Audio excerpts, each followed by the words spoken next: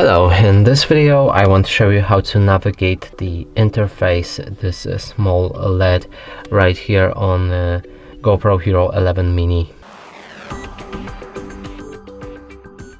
And to do this, first let's power on the camera, and inside to navigate through the interface you'll click on this button to scroll around, and this button to select something. So for example, let's go for the video settings, so we'll need to click on this button to navigate to video settings, select this to enter them, and now we can browse through all video settings. And for example, let's go for the time lapse